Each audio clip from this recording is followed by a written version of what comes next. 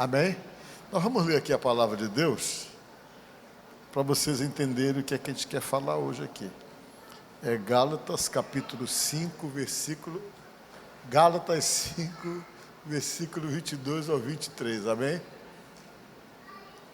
Digam comigo, mas o fruto do Espírito é, amém? Pronto, a gente vai parar nesse cantinho aí, nesse é, amém?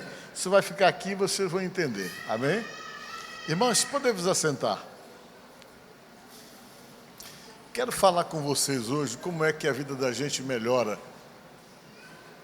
como é que a gente consegue melhorar o nosso temperamento, como é que nós conseguimos melhorar exatamente a nossa capacidade de poder lidar com pessoas, sejam elas fáceis ou sejam elas difíceis. Eu quero ensinar para vocês exatamente pela palavra de Deus, amém? Vejam bem, geralmente quando a gente fala de vida com Deus, a gente começa a pensar em muitas coisas que são os benefícios da vida com Deus. A gente sabe que vivendo com Deus de verdade, a gente tem o benefício da salvação, que é aquele benefício que a gente só vai perceber mesmo quando a gente morrer. Quando o coração parar de bater, que o cérebro parar de funcionar, que nós passarmos por uma outra realidade de vida, aí a gente vai perceber a importância exatamente da salvação e desse benefício que nos é dado por Deus, através então da sua morte e da sua ressurreição. Enquanto a gente não morre, talvez a gente não fica muito focado nessa questão. A gente fica preocupado em andar com Deus. E quando você anda com Deus, você é beneficiado numa série de coisas. É muito bom andar com Deus. Você se sente protegido, você se sente, acima de tudo, preparado por Deus para lidar com qualquer situação, você se sente assim como que amparado e sustentado em determinadas situações, e a sua fé vai alimentando você exatamente a sobreviver nessa vida, se sentindo direcionado, se sentindo abençoado, como resultado exatamente de uma decisão de andar com Deus. A gente passa a acreditar em milagres. A nossa fé faz nós acreditarmos na possibilidade de coisas que parecem impossíveis. Você está ali realmente focado e sustentado pelas palavras de Jesus, pelos ensinamentos de Deus. E isso então é muito saudável para a nossa vida, comprovadamente falando. Isso nos sustenta e nos prepara para a vida e principalmente para as intempéries, para as situações adversas. Você sabe como lidar unicamente porque você se sente amparado e você sabe quem é que anda com você e você tem toda essa segurança e toda essa confiança. Mas eu digo para vocês que além de todos esses benefícios, Deus tenta trabalhar na gente para nos aperfeiçoar. Ele precisa nos aperfeiçoar. Por isso que uma pessoa que anda com Deus, que anda com Jesus, inevitavelmente ele começa a passar por processos de mudança, de transformação. E essa transformação é algo que vem do Espírito de Deus.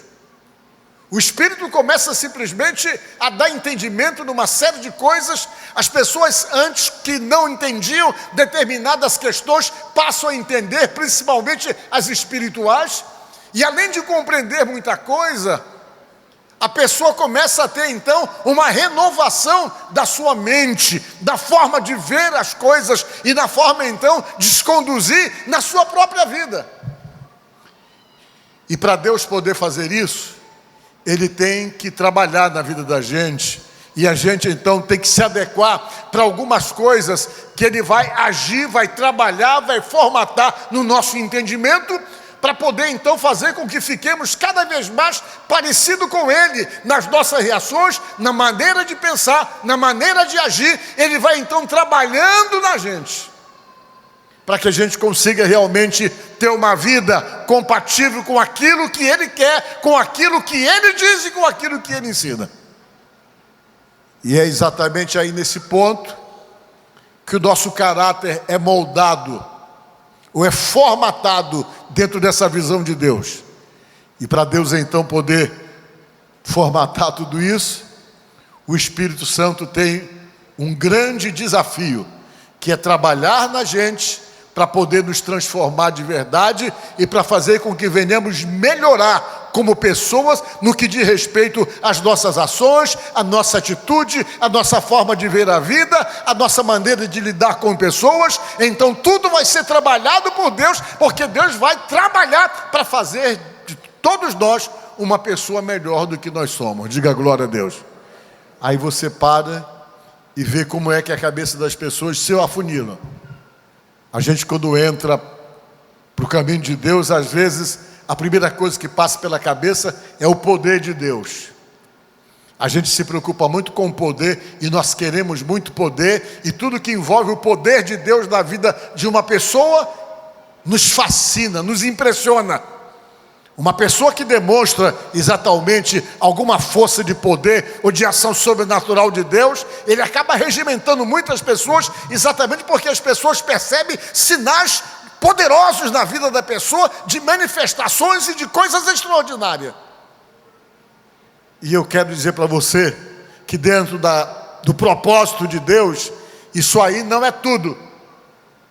Para Deus o mais importante não é você ter os dons do Espírito.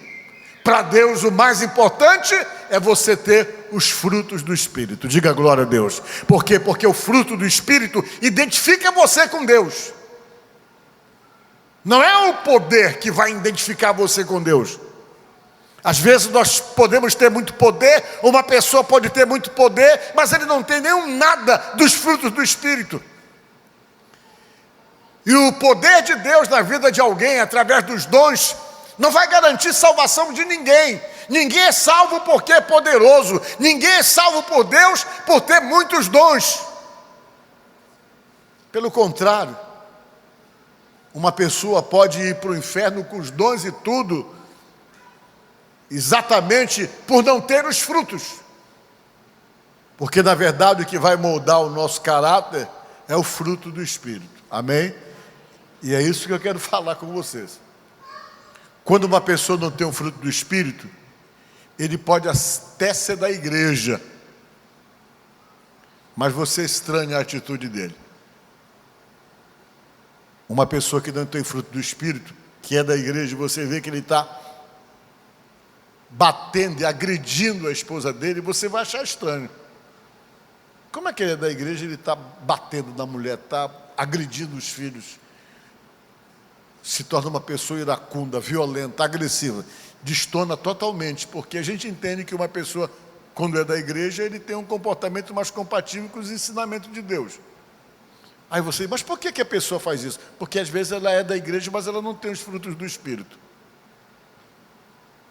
E quando uma pessoa não tem o fruto do Espírito, você percebe umas atitudes que destonam totalmente daquilo que deveria ser, por ser da igreja. Você não consegue entender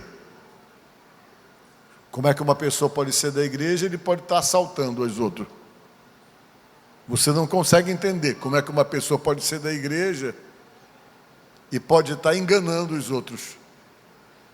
Como é que uma pessoa pode ser da igreja e pode estar fazendo uma série de coisas que são totalmente absurdas.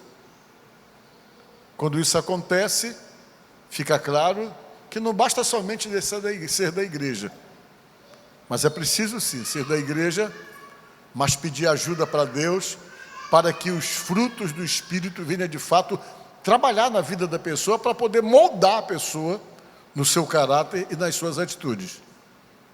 E quando você é trabalhado pelo Espírito Santo, você consegue ter paciência, você consegue ter capacidade para lidar com pessoas difíceis,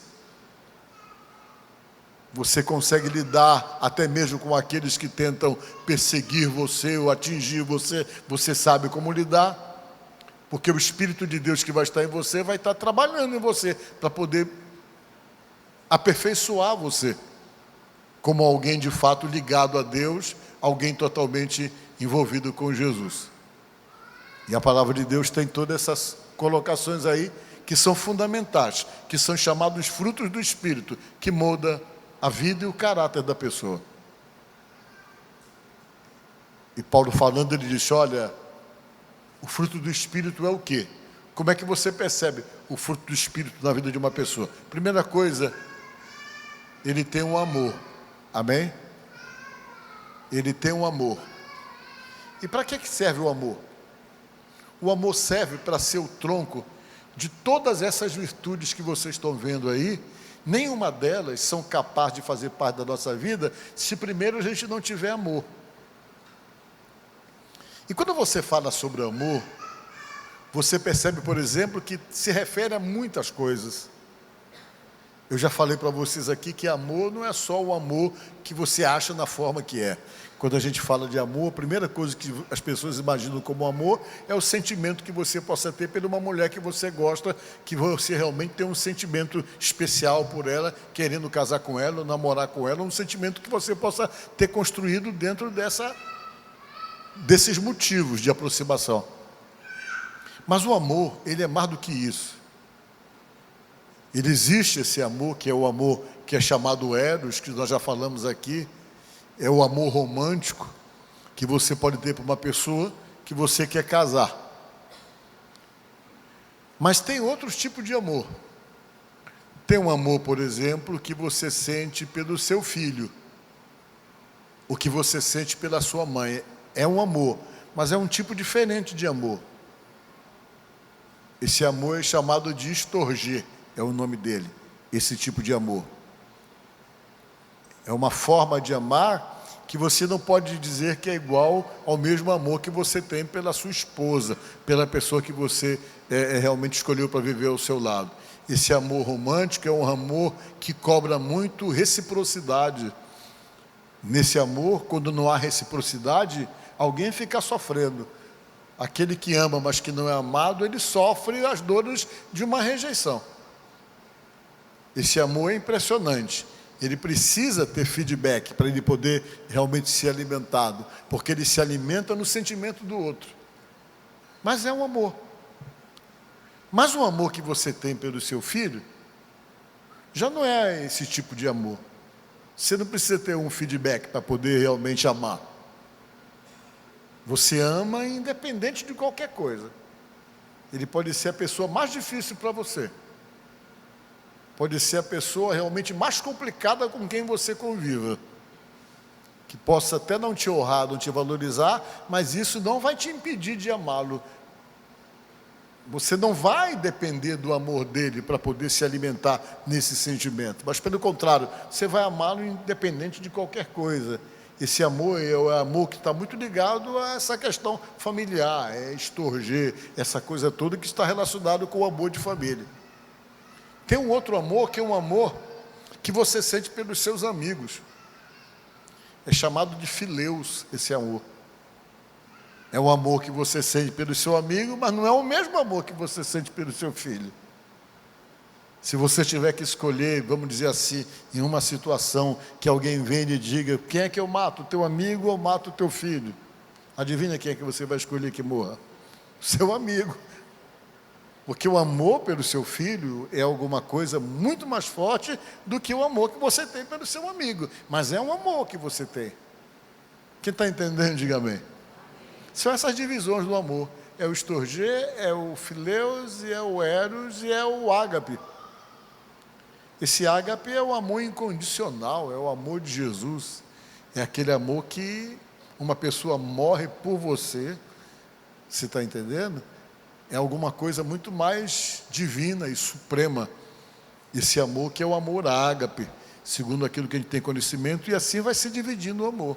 Mas esse amor que está falando aqui, é aquele amor exatamente que constrói as convivências, os relacionamentos, que faz com que você seja uma pessoa leve para poder realmente conviver com pessoas. Quem vai conviver com você vai ter você como uma pessoa leve. E não somente uma pessoa leve, vai capacitar você a lidar até mesmo com pessoas difíceis, com pessoas pesadas. Por quê? Porque essas qualificações que estão escritas aqui na palavra de Deus, são qualificações que Deus capacita cada pessoa para que a sua vida não seja uma vida dominada pelo transtorno. Porque quando falta qualquer coisa desse tipo realmente na sua maneira de ser, na sua personalidade, no seu temperamento, você sofre mais do que as pessoas.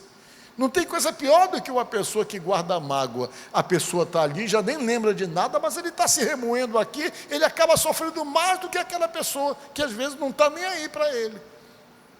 Então você aprende realmente a conviver com uma série de coisas, e na medida que você vai adquirindo essas qualidades que vêm de Deus para você, você realmente encontra também facilidade para ter uma qualidade de vida melhor.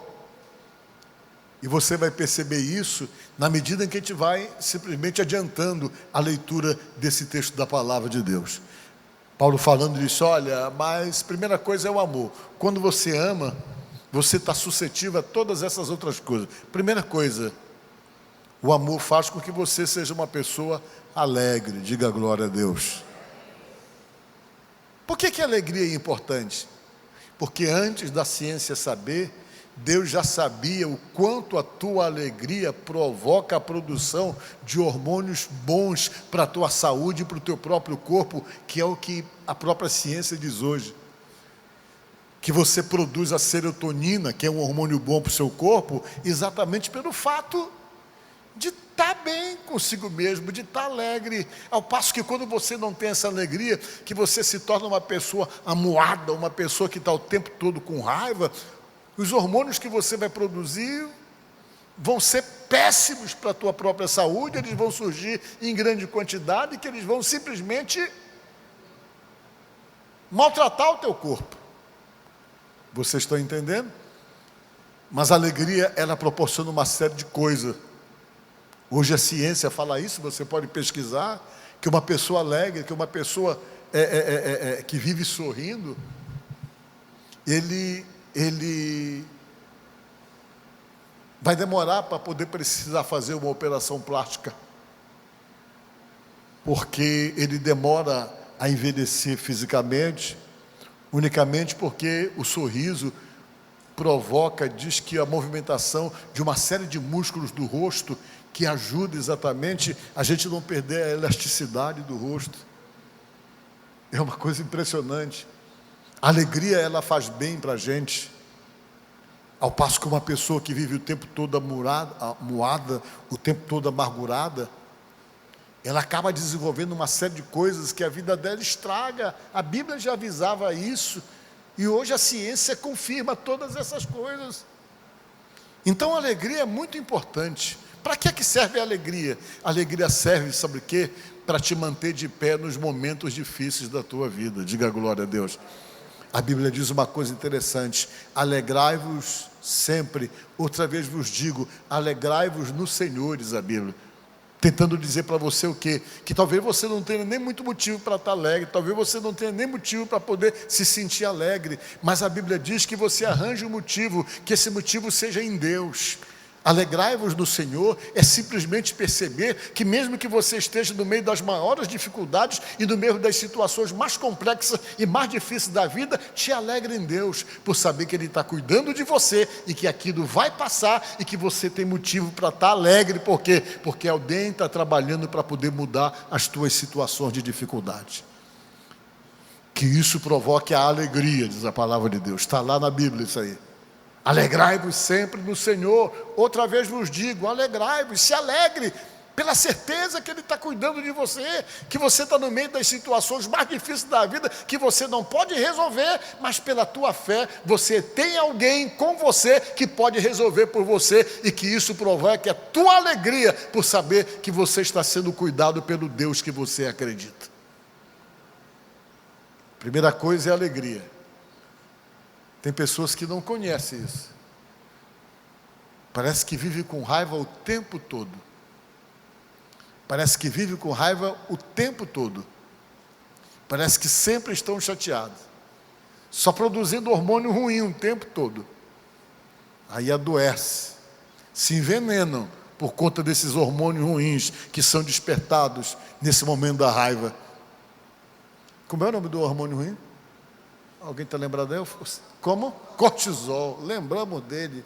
Esse infeliz aí, chamado... Não, infeliz, ele é necessário. Mas ele em excesso, ele envenena a vida da gente. Ele causa uma série de doenças no corpo, e são o tipo do hormônio que você só produz na hora da raiva, na hora do ressentimento, na mágoa, no ódio. Ele é produzido e ele envenena o corpo. Quando você realmente se permite a alegria, você vai produzir menos ele, ou necessário, que é necessário, todo mundo tê-lo, e você vai conseguir realmente produzir outros hormônios que vão, sem dúvida alguma, ser mais importante para você. Isso vem pela alegria, amém? Aí depois que diz alegria, vem a paz. Paz. O que é ter paz? Eu já preguei para vocês aqui só sobre paz. Paz é um recurso de Deus. A paz de Deus, veja bem uma coisa, não é uma paz qualquer, é a paz de Deus. Ela serve para equilibrar você, diga glória a Deus. É um dom que Deus dá para você, que às vezes você está passando o pior momento da sua vida, mas você está em paz. Você está conseguindo dormir, você está tranquilo, e você sobrevive nas tuas maiores crises. A paz de Deus serve para isso, para fazer você sobreviver nas suas maiores crises. Parece-me que é João 16:33. Jesus falou uma coisa interessante. Ele chamou os discípulos, e quando ele chamou os discípulos, ele explicou para os discípulos uma coisinha muito interessante. Ele disse assim: olha, estas coisas eu tenho falado para vocês, para que vocês tenham paz em mim, disse Jesus. Para que vocês tenham paz em mim, disse Jesus. Porque no mundo, na vida, a gente passa muita aflição, disse Jesus. Mas eu quero que vocês não percam o ânimo, que vocês fiquem em paz, porque eu venci o mundo. Diga glória a Deus. Quando Jesus diz isso, fala isso aqui, ele está dizendo: olha, vocês vão ter paz em mim. Não é a paz de vocês, mas é paz em mim. O que é paz em mim que Jesus quis falar? É a paz que ele dá para você como fruto do Espírito, dessa transformação para a vida da gente. Para que é que serve essa paz? Para fazer você sobreviver nos momentos de crise, nos momentos de dificuldade. Jesus, quando falou isso para os discípulos, ele falou porque ele não sabia como os discípulos iam se comportar quando visse ele morrendo da forma trágica que ele morreu, sendo praticamente assassinado de uma maneira pública. Isso com certeza tiraria a paz de qualquer pessoa. Imagine você, nós que não vivemos esse momento, quando a gente vê uma filmagem, quando alguém conta a história para nós nos abalamos emocionalmente, ficamos realmente sentindo aquilo no próprio corpo. Imagine vocês, eles que viveram isso, que estavam lá, que foram testemunhas oculares de tudo aquilo que fizeram com Jesus. Jesus sabia que aquilo ali poderia destroçar o emocional deles, a cabeça deles, e Jesus chegou e disse: olha, eu quero dizer para vocês terem paz em mim. Porque no mundo as aflições, elas são inevitáveis, mas você tem que ter ânimo e ficar animado, porque eu vou estar com vocês. Eu venci o mundo, vocês vão vencer também todas essas dificuldades que às vezes se sobrepõem sobre nós. É para isso que serve a paz de Jesus. Ela é diferente. Ele mesmo chegou a fazer uma divisão entre paz. Ele disse: olha, deixo-vos a paz, a minha paz vos dou, não vou lá dou como o mundo a dá. Ele disse assim. Vê esse verso aí. Por que ele disse isso? Porque ele quer dizer que existe a paz dele e existe a paz do mundo. Qual é a paz do mundo? É aquela paz que você tem quando tudo dá certo para você, que você não tem motivo para ficar preocupado. Você está tranquilo, tudo está dando certo, as coisas estão dando certo, você está conseguindo pagar suas contas, você tem dinheiro lá no banco, você está todo mundo com saúde em casa, não tem problema nenhum. Quer dizer que essa situação é uma circunstância que dá paz para você, que dá tranquilidade. Quando alguém chega com você e diz: olha, como é que você está? Está tudo em paz. É sinal que você não está passando nenhuma crise, nenhum problema. Essa é a paz que o mundo dá, que é a paz circunstancial, quando tudo está dando certo. Mas a paz de Jesus, ela vem para você quando tudo está dando errado. Diga glória a Deus. Por isso que ele falou: deixe-vos a paz, a minha paz vos dou, não vou lá dou como o mundo a dá. Não se turbe o vosso coração, nem se atemorize, não te apavora, não fica com o coração realmente preocupado ou enegrecido, cheio de crise, não se turbe, tenha a minha paz, disse Jesus. Por quê? Porque a minha paz vai te dar tranquilidade nos momentos em que você vai ter motivo para ficar atemorizado, assustado, exatamente com o coração totalmente conturbado. Você não vai ficar, por quê? Porque a minha paz vai equilibrar você e vai sustentar você no meio das tuas maiores crises. Diga glória a Deus. Essa é a paz. É uma paz que vem para poder equilibrar você quando tudo está dando errado. E essa paz, que é a paz de Cristo, ela só se configura na vida da gente quando nós nos submetemos a Deus, que o Espírito Santo começa a trabalhar na gente. E ele começa a estabelecer frutos em nós. E esse fruto da paz vai equilibrar você no meio das tuas maiores crises. Amém? Você não vai surtar por causa dos teus problemas. Você não vai pular do 10º andar por causa dos teus problemas. Nem vai colocar uma corda no pescoço para se pendurar nela por causa dos problemas que você não pode resolver, porque a paz de Jesus vai te equilibrar no meio dessas crises até Jesus resolver o teu problema. Diga glória a Deus. Essa é a paz de Deus, diferente da paz circunstancial, que é uma obra do Espírito na vida da gente. Quando Deus está na vida da gente, Ele processa isso em nós. É uma obra do Espírito Santo, que a Bíblia chama de fruto do Espírito, que molda você, que transforma você na sua maneira de viver e até na sua maneira de reagir aos seus próprios problemas. Paz. Depois de paz vem o quê? Paciência. Amém? Paciência. É tão difícil ter paciência, né? A paciência é que não deixa você ficar saudável. A impaciência, melhor dizendo. Porque a impaciência traz uma série de coisas. A impaciência faz você falar fora da hora. A impaciência faz você brigar. A impaciência faz você machucar pessoas. A impaciência faz com que você comece a entrar errado numa série de coisas. Você se torna campeão em só entrar errado nas coisas por conta da falta de paciência. Você atropela processos. Sabe por que você atropela processos? Porque você se precipita por a falta da paciência. Você coloca o carro adiante dos bois. Você adianta as coisas fora do tempo, que não é para adiantar. E tudo isso vai gerando uma série de problemas na sua vida. A impaciência atrapalha muito a gente. Você não tem noção.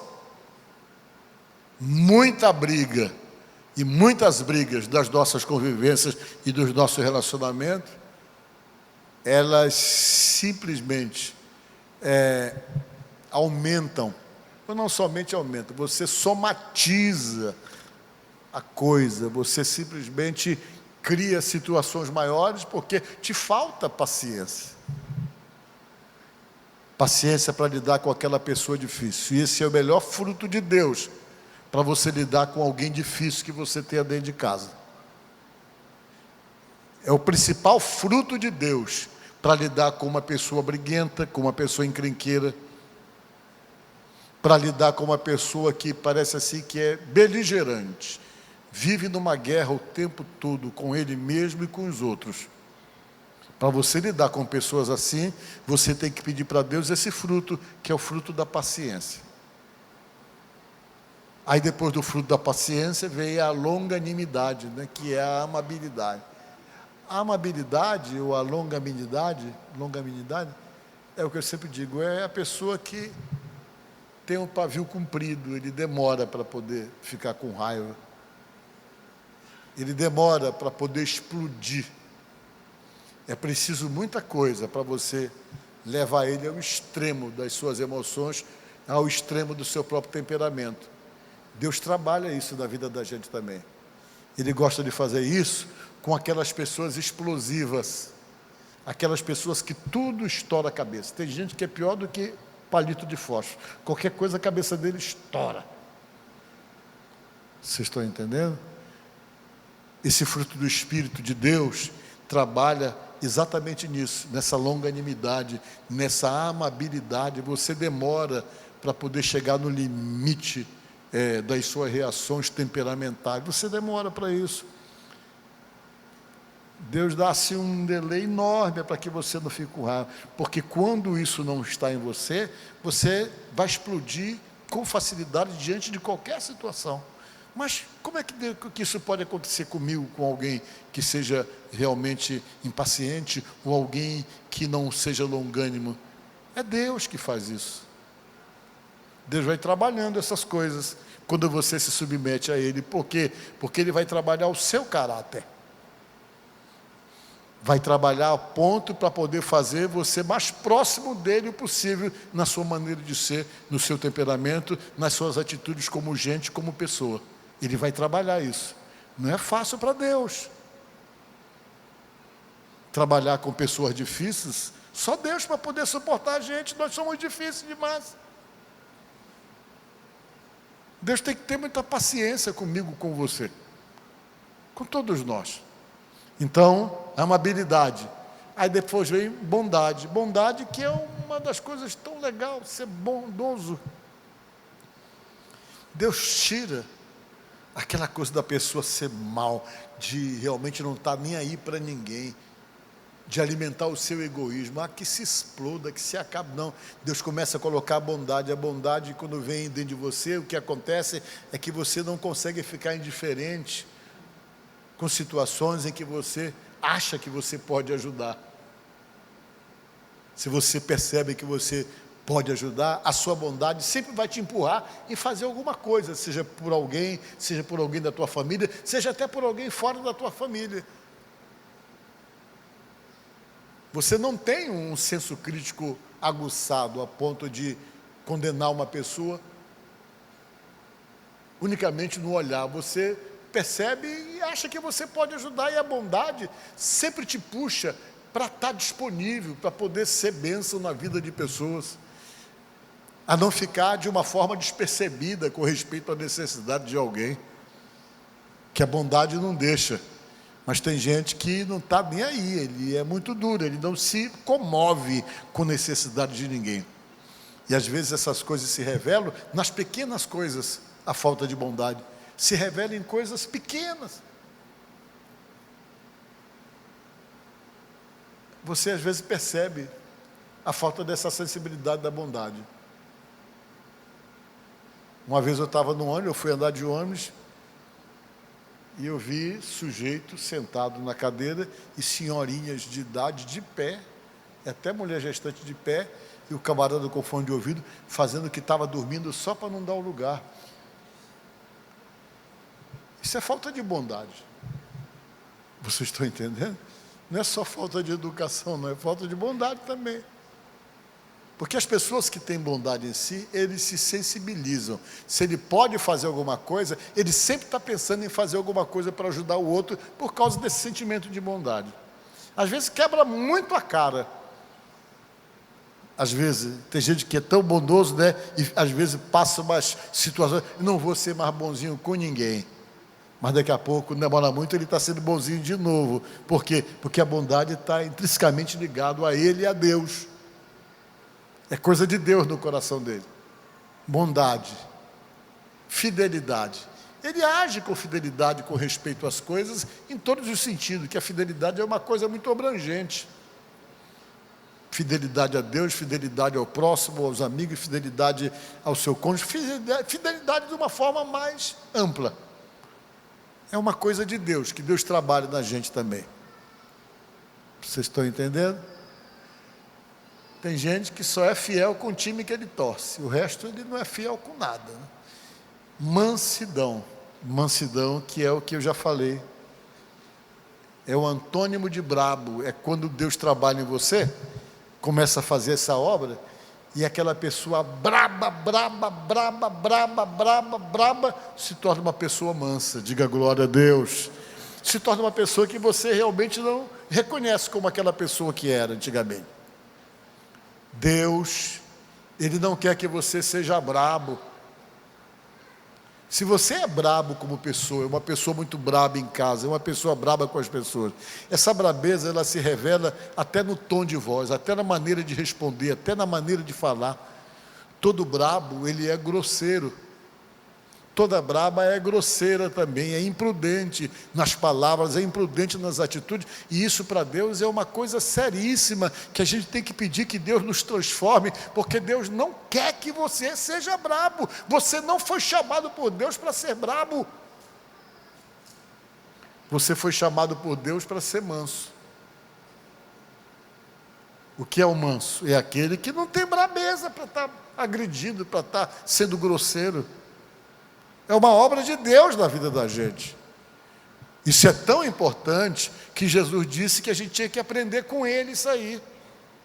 Se você não consegue ser manso, diga a Jesus: eu quero aprender contigo, me ensina a ser um camarada manso, a ser uma pessoa mansa, porque eu sou brabo demais, eu vivo realmente envolvido em situações por conta dessa minha brabeza, que machuca pessoas, que faz eu responder na hora errada, e que faz eu machucar pessoas, que faz eu agredir pessoas e afastar pessoas de mim, por conta dessa minha brabeza.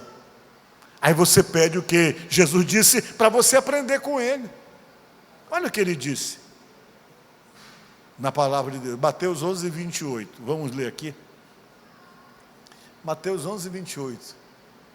Vinde a mim todos vós que estáis cansados e sobrecarregados, e eu vos aliviarei. Ele quer dizer que às vezes a gente está cansado por conta de situações e de problemas e de dificuldades que nós mesmos criamos.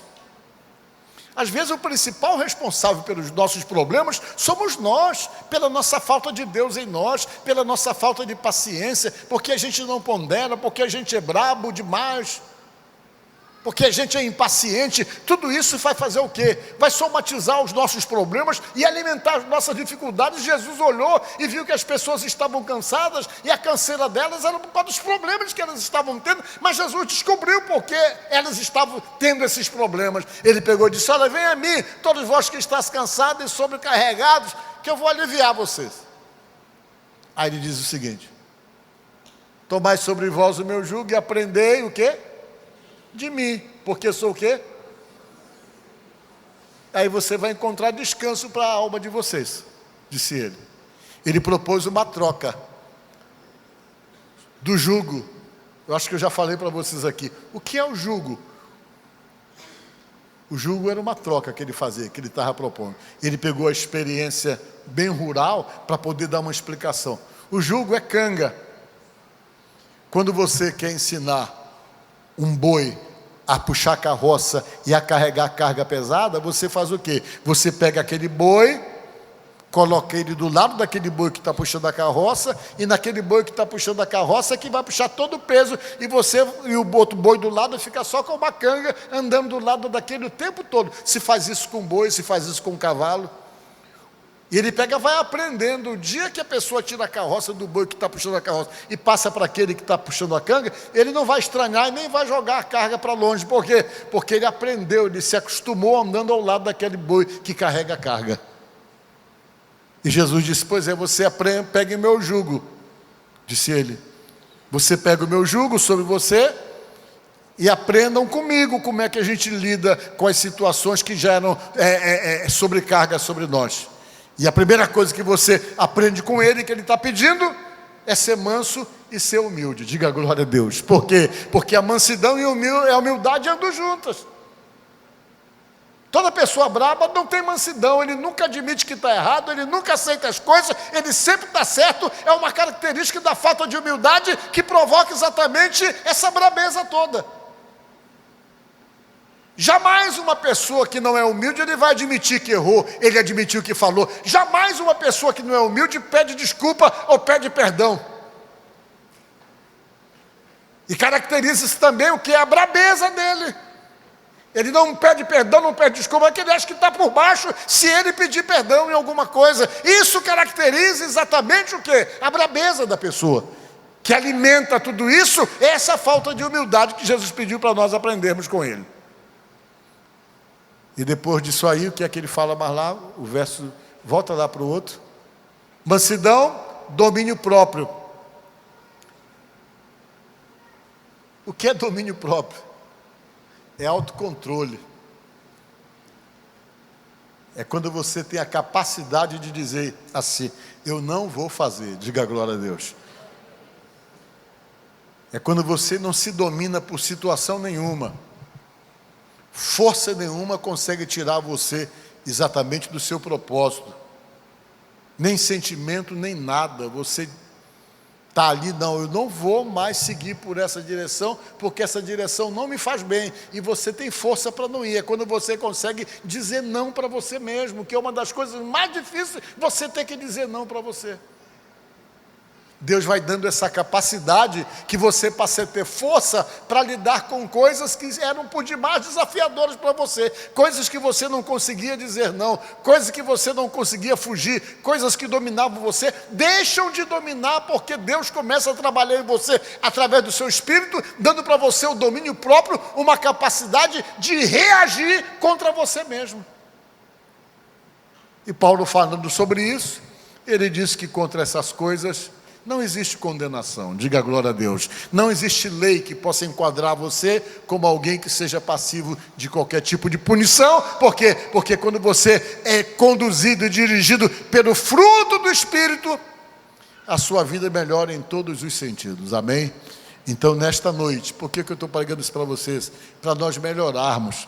Porque quando a gente melhora e deixa Deus trabalhar na gente através de colocar em nós o fruto do seu Espírito, a gente fica capacitado para lidar com várias situações, até para lidar com pessoas difíceis. Você se torna uma pessoa capacitada, você se torna uma pessoa influenciadora, você se torna uma pessoa que, pela sua maneira de ser, de alguma forma você começa a influenciar as pessoas que vivem ao seu lado, que vivem todo, começam a ser influenciadas por você, por conta desses frutos que Deus coloca em você, quando você busca eles. Então, nesta noite, saiba que muitos dos nossos problemas se resolvem quando a gente se submete para ser trabalhado pelo Espírito Santo na vida da gente. Muitos dos problemas que nós temos são criados por nós mesmos. Às vezes nós estamos construindo todas as nossas dificuldades, e quando nós deixamos Deus trabalhar de fato em nós, o trabalhar de Deus faz com que uma série de coisas sejam resolvidas, porque tem coisas que estão acontecendo em nossa volta por conta da nossa falta de mansidão,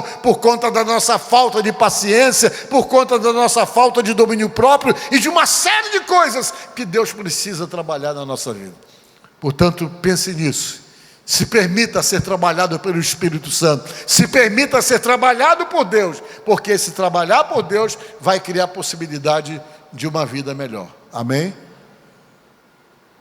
E eu deixei o último versozinho que eu separei para a gente pensar um pouquinho nele. Tem esse verso aqui que eu gostei.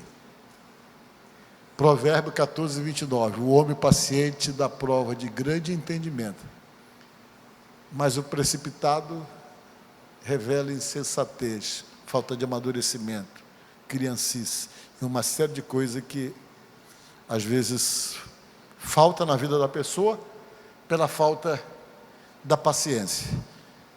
Então, que nesta noite Deus trabalhe a paciência em mim, em você e em todos nós que estamos aqui no nome de Jesus. Amém?